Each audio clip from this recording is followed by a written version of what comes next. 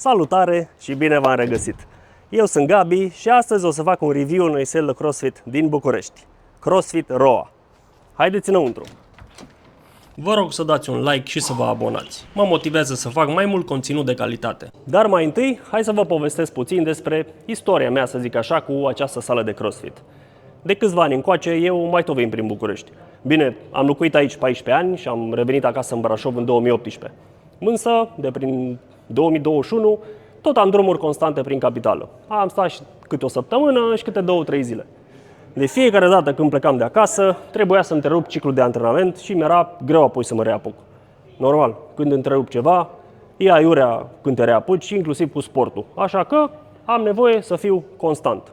Știam de CrossFit Roa că, suntem o comunitate restrânsă, cum se mai deschide câte o sală de sport alternativ sau fitness funcțional sau chiar și o sală normală de fitness cu aparate obișnuite, dar care are și o platformă de haltere. Lumea interesată de chestiile astea află. Când și-a deschis inițial porțile pentru atleți, era în aviației, după care s-a mutat undeva în Giulești. Teoretic, din zonele în care mai stau când vin pe aici, București Noi sau Numai, Victorii, nu prea aveam cum să merg la sala asta și apoi la 9 dimineața să ajung în celălalt capăt al orașului, la birou.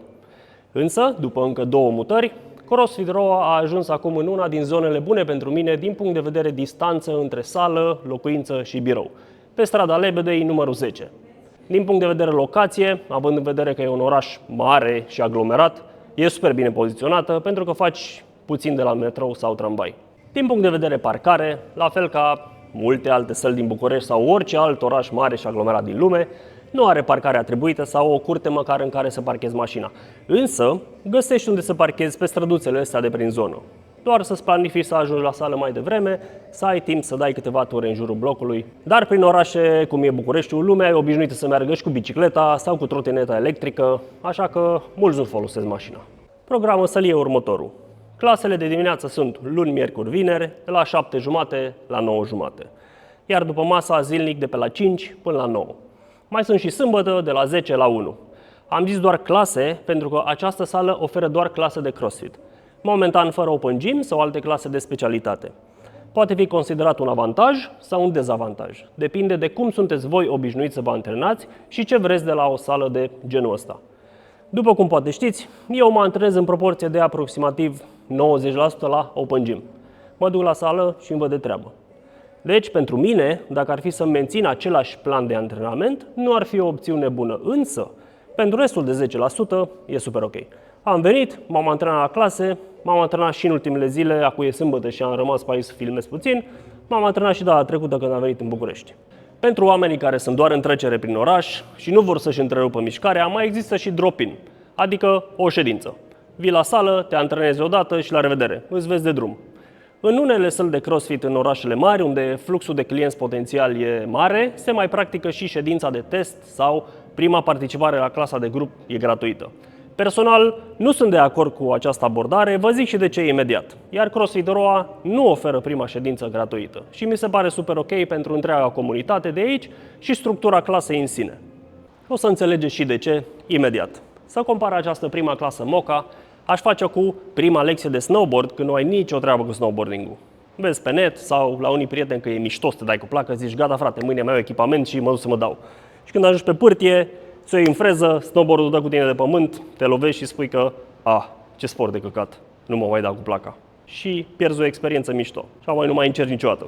Fiind un sport cu mișcări tehnice, zic așa, oamenii sau mulți dintre ei, în special trecuți de 25-30 de ani, ar avea nevoie de un instructor la început să învețe cu ce se mănâncă snowboarding-ul. Revenind la CrossFit, chiar dacă există un antrenor care coordonează clasa, dacă tu vii așa random, uitându-te pe pereți, o să fii ușor copleșit de ora în sine, iar antrenorul nu poate să se ocupe numai de omul ăla care a venit în vizită, pentru că are de coordonat o clasă de 10-12 oameni, ok? Și apoi zici, păi am fost la CrossFit, n-am înțeles nimic. A fost o experiență de rahat, nu mai fac, mă duc să alerg, că știu eu că alergatul e bun. Și cam aia e, și ar fi păcat. Deci, nu există acea primă oră moca sau de test. Însă CrossFit Roa oferă următoarele, în cazul în care ești începător sau n-ai mai făcut niciodată CrossFit. O să pun accent pe asta, pentru că altfel, dacă știi deja care e treaba cu acest sport, te înscrii la clase, vii la sală și cam aia e, have fun. Însă, dacă nu știi cu ce se mănâncă, ai așa. Antrenor dedicat în timpul clasei, pe lângă antrenorul care coordonează clasa. Cam ca și când ai fi la școală, însă ai și proful de meditații cu tine în bancă. Deci, ai deja un antrenor personal. Apoi, după prima lună de antrenament, ți se face o fișă de evaluare pe baza căreia povestiți ce ar fi de îmbunătățit și ce targeturi realiste ar putea fi stabilite. Și o sesiune de consultanță în nutriție. Fac aici o paranteză și aș mai adăuga faptul că, în general valabil, nu e nevoie să fii fit înainte să începi. Okay? Există o preconcepție că e nevoie să fii în formă deja. Mai tot aud și eu în stânga-dreapta, înainte să mă apuc de CrossFit trebuie să fac sală, să bag niște cardio, să fiu mai fit. Nu! Vii la CrossFit ca să devii fit sau mai fit, ok? Te apuci de antrenamentele funcționale ca să duci un stil de viață sănătos și să te simți mai bine. Nu te pune nimeni să faci câte 10 îndreptări cu 100 de kg, ca apoi să faci 10 tracțiuni stricte și apoi să dai 50 de double unders și să o iei iar de la început, ok? Pedala de accelerație și scalarea mișcărilor e la fiecare atlet sub îndrumarea antrenorului. Și ar fi bine ca orgoliu să fie lăsat la intrare. Orgoliu vine la pachet și cu accidentări, în special la început. Cum ziceam și în alte videouri, no ego lifting. E o sală normală din punct de vedere spațiu, nici foarte mare, nici mică. E chiar măricică.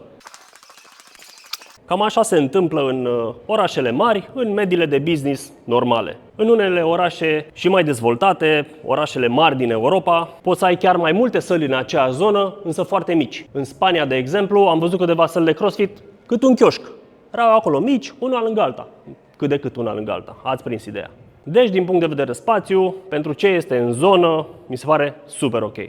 Menționez că s-au mutat recent aici și mai au depus ținte pentru wall balls, stații de handstand push-ups, etc. Din câte am înțeles, urmează un val de echipamente în luna octombrie. Găsiți aici bare, saltele, foam rollere, spațiul pentru depozitare rowere, air bikes, aer condiționat și tot ce mai găsești într-o sală de genul. Alte bare, discuri, kettlebells, corzi, accesorii. Rigul e super mare, cutii și mici pentru aruncat, gantere, ski ergs, o grămadă de chestii, nu duc lipsă. Și pe Tupac. Iar în această locație se pot înscrie la oră maximum 12 persoane. Și în funcție de complexitatea mișcărilor de la clasă, vor introduce și al doilea antrenor, astfel că se asigură păstrarea standardelor de calitate ale orei. În urma participării la clase, am observat ceva ce mi-a și plăcut. Antrenorul a mers la fiecare atlet în parte și a discutat modalitățile de scalare. E bine pentru că, indiferent de nivelul tău de fitness, vei parcurge antrenamentul astfel încât intensitatea cu care lucrezi tu să fie cam aceeași pentru toți. Că ești tu experimentat și vrei să-ți dai să leșini pe jos, ok, treaba ta. Nu e recomandat să faci asta oricum mereu, scopul nu e să-ți dai omorul la fiecare antrenament. Însă, dacă ești la început, antrenorul îți va scala mișcările astfel încât să poți duce un antrenament până la capăt. Și comunitatea e mișto, din ce am observat cel puțin la orele în care m-am antrenat. Din păcate, n-am apucat să-i cunosc pe toți oamenii de aici, însă e timp. Data trecută când am fost, au făcut sâmbătă un picnic lângă București pe malul unui râu, s-au strâns câțiva oameni, cred că a fost marfă. Însă n-am putut să merg, trebuia să-i dau spre Brașov. Timpul a fost limitat, însă m-am antrenat și cu grupurile de după masă și de dimineață și sâmbătă, când lumea vine random probabil, și m-au primit cu brațele deschise. Mai o glumă, mai un sfat, a fost ok să-și filmez. E fix ce trebuie din punctul meu de vedere. Mi-a plăcut, m-am simțit bine. Mai vin? Cu siguranță. Însă depinde de programul meu de aici și, cum ziceam și la începutul acestui video, de zona în care locuiesc atunci când vin în București. În cazul în care sunteți din zonă și aveați de gând să vă apucați de mișcare, puteți vizita sala asta sau să intrați pe crossfitroa.com și să studiați toată oferta lor. Dacă v-a plăcut clipul, vă rog să-l trimiteți unui prieten și, în caz că nu sunteți deja abonați la canalul meu, apăsați butonul de subscripție și notificări ca să nu pierdeți informații bune, zic eu. Creez conținut bazat pe experiența personală și îl împărtășesc cu voi cu recunoștință și sinceritate. Dacă aveți întrebări, lăsați un comentariu și vă răspund cu drag. Vă mulțumesc pentru vizionare, ne vedem data viitoare. Și până atunci, continuați să fiți activi. Gata și pe azi!